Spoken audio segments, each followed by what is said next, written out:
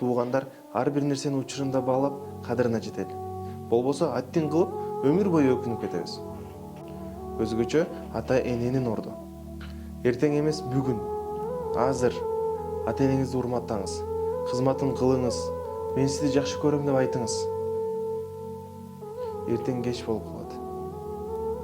Ата энесин жоготкондон сурасаңыз, канчалык кайгы, өкүнүч аны курчап алганын байкайсыз. Мен сиздерге бир окуя айтып берейин. Пайгамбарыбыз саллаллаху алейхи вассаламдын учурунда бир сахаба болот. Кээ бир риваятта Аль-Кама радиаллаху анху, Аль-Кама деп айтылат. Кээ бир риваятта аты айтылбайт. Негизинен өтө такуа сахаба болот.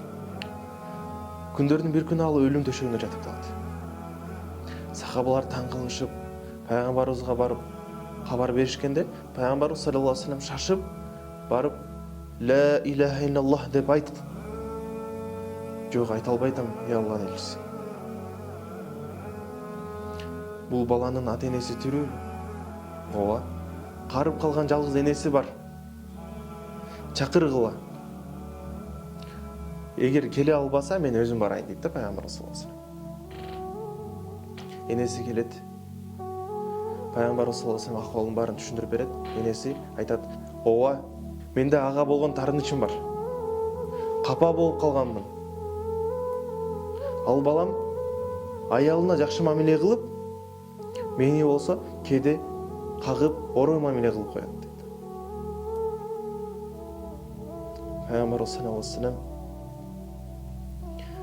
отундарды топтогула деп буйрук берет. Баары үрейине да энеси айтат: "Мен тирүү болуп көз астымда баламды өрттөмөк беле.